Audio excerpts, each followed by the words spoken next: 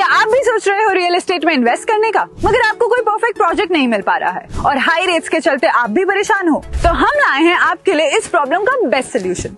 जी हाँ, मैं बात कर रही हूँ फर्स्ट सिटी जेवर की बाय डेमियोस इंफ्रा। ये प्रोजेक्ट यमुना एक्सप्रेसवे के एग्जिट 5 टप्पलगढ़ पे पड़ता है, जहाँ से अलीगढ़ और पलवल के लिए रोड जाती है। And the best part of this project is आप सिर्फ 60% पेमेंट करते हैं और बिल्डर आपको 100% रजिस्ट्री और म्यूटेशन प्रोवाइड करता है, और बाकी की पेमेंट आप 2 साल में पूरी कर सकते हैं EMI के थ्रू, वो भी 0% इंटरेस्ट पर। जी हाँ, सही सुना आपने, डेमियोस Infra is the only builder to provide this. First city Jewar, Yamuna expressway से सिर्फ 2 मिनट दूरी पे, जेवर एयरपोर्ट से 7 minute, proposed metro 7 minute, industrial hub 10 minute, film city 15 minute, top colleges 20 minute, Vivo company 20 minute और पतंजलि सिर्फ 22 मिनट की दूरी पे है। तो कनेक्टिविटी की भी यहाँ कोई दिक्कत नहीं है। ये residential project different plot sizes में अवेलेबल है। First city Jewar and Yamuna expressway is going to be the next industrial hub, क्योंकि यहाँ कई जानी मानी कंपनी सेटअप हो रही हैं, जैसे कि पैनासोनिक, यामाहा, होंडा, सैमसंग। जेवर एयरपोर्ट और प्रपोज मेट्रो के आने की वजह से आने वाले कुछ सालों में इसकी प्राइस एप्रिसिएशन आसमान छुएगी। तो ये प्रोजेक्ट आपकी बजट की प्रॉब्लम भी सॉल्व कर देता है, क्योंकि बहुत ही कम इन्वेस्टमेंट मनी से आप इस प्रोजेक्ट में इन्वेस्ट कर सकते हैं, जो कि आपको देता है सुटेबल इन्वेस्टमेंट ऑप्शन। तो आप वेट किसका कर रहे हैं? अभी कॉल करके बुक करें अपनी फ्री साइट विजिट। द्वितीय राजभाषा उर्दू के प्रचार प्रसार एवं प्रभावी बनाने के उद्देश्य से आज टाउन हॉल बिहार शरीफ में फ़रोग़ उर्दू सेमिनार एवं मुशायरे का भव्य आयोजन किया गया। यह कार्यक्रम उर्दू निदेशालय बिहार पटना और ज़िला अधिकारी नालंदा के निर्देशानुसार ज़िला उर्दू भाषा कोषांग के तत्वाधान में संपन्न हुआ। कार्यक्रम में उर्दू भाषा की प्रासंगिकता, उसके संवर्धन और प्रशासनिक स्तर पर इसके क्रियान्वयन पर विस्तार से चर्चा की गई। मुशायरे में प्रसिद्ध शायरों ने अपने कलाम से माहौल को सरस और प्रभावशाली बना दिया। इस अवसर पर विभिन्न स्कूल, कॉलेज और मदरसों के विद्यार्थियों ने नात और उर्दू तकरीर प्रस्तुत की, जिसे खूब सराहा गया। विशेष रूप से सम्मानित इन्हें किया गया। कार्यक्रम में उर्दू शिक्षकों, साहित्यकारों, प्रशासनिक अधिकारियों और उर्दू प्रेमियों की उल्लेखनीय उपस्थिति रही। तुम्हारी कराम है। जदीद तनकीद का सबसे बड़ा नक्काद था गोपीचंद नारद। तुमने कहां से इसको मुसलमानों की जुबान बना दी? जुबान कहीं हिंदू और मुसलमान की होती है, जुबान तो माशरे और सोसाइटी की होती है। हमको नहीं करनी चाहिए, और अगर हम नहीं करेंगे तो सारे लोग करते रहेंगे। उर्दू का बिगड़ेगा नहीं। मैंने माजी में भी कहा है कि कोई जुबान फकत जुबान नहीं होती है, कोई जुबान नहीं होती, उसके पीछे एक तारीफ होती है, एक रिवायत होती है, एक सकाफत होती है, और जाती जुबान की बड़ी अहमियत है। हम लोगों ने शायद मैट्रिक में पढ़ा था, गलत सही क्या याद है, कि मीठ भाषा उन्नत, सब भाषा को भूल, अपनी मीठ भाषा ज्ञान ही मीठे न हमें को सुन है। बोले हमको भी याद रखना उर्दू वालों कि किसी की जुबान एक हो सकती है, मसलन हिंदी हो सकती है, लेकिन मैं इस बात पर फख्र महसूस करता हूं कि मेरी जुबान एक नहीं है, हिंदी तो है ही है, उर्दू भी है। बस इन लफ्जों के साथ मैं आपसे बात, चमन में तल्ख नवाई मेरी गवारा कर, ये जहर भी कभी देता है कार्य क्रिया को। इसमें साइंसी, समाजी और तकनीकी उलूम के मज़ामीन उर्दू में मुहैया किए जाएँ।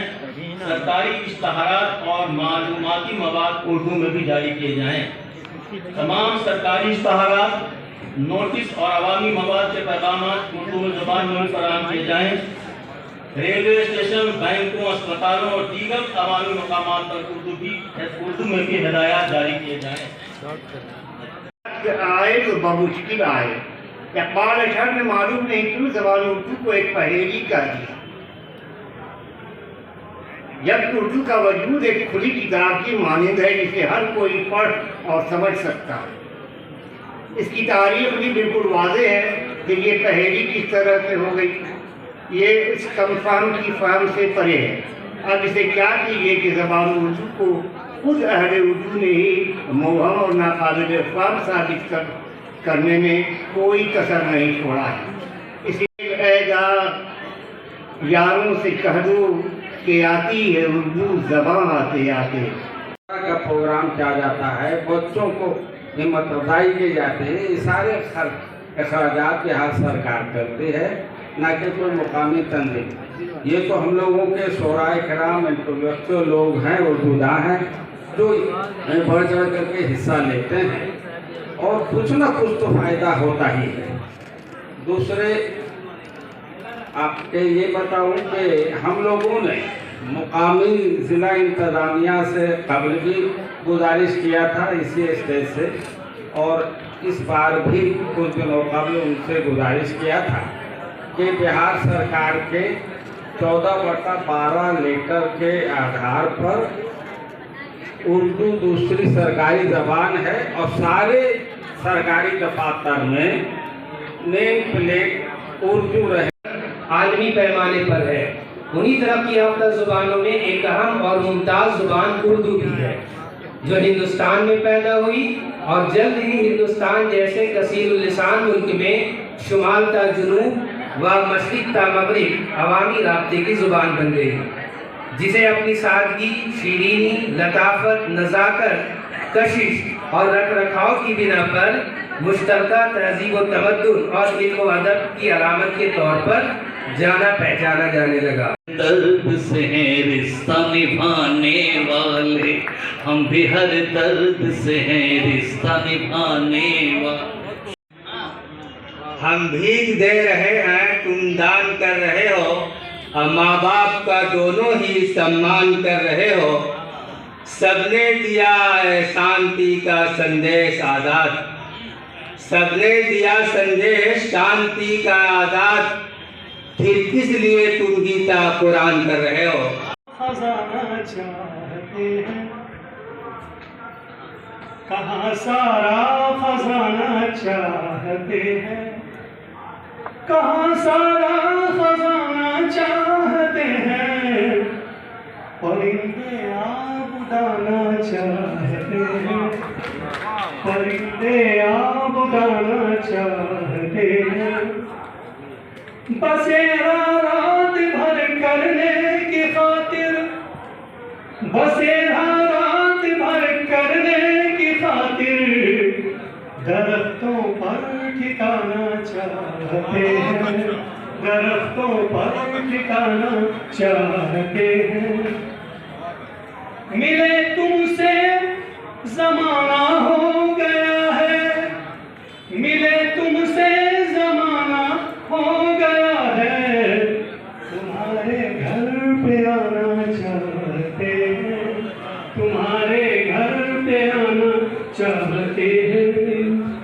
बहुत गम है मगर एक गम, बहुत गम है तुमसे, बहुत गम है मगर फिर हर एक गम को, बहुत गम है मगर हर एक गम को सरे से भूल जाना चाहते हैं, सरे से भूल जाना। कि जो घर जाएगा सास के दिल से वो दामाद उतर जाएगा। और साकिब साहब क्योंकि मेरे बहुत हैप्पी लगे दोस्त हैं, दिल की बात उन्हीं को पेश करता हूँ इस शेर के साथ कि डांट सुन लेता हूँ, डांट सुन लेता हूँ ये सोच के बेगम की मैं, साकिब साहब डांट सुन लेता हूँ ये सोच के बेगम की मैं, वक्त क्या है गुजरता है, गुजर जाए। आपकी खिदमत में पेश कर रहा हूँ, इसी सुबह का आपको एहसास होगा कि मेरे एहसास में एक बार जिला के पैमाने पर जिला इंतज़ामिया की तरफ से होता ही है और बज़्म इत्तेहाद की जानिब से तस्वीर साकिब के निज़ामत में मुशायरा भी हुआ करता है, लेकिन ऐसे नहीं होगा। हमने अपने बचपन में इसी बिहार शरीफ में ही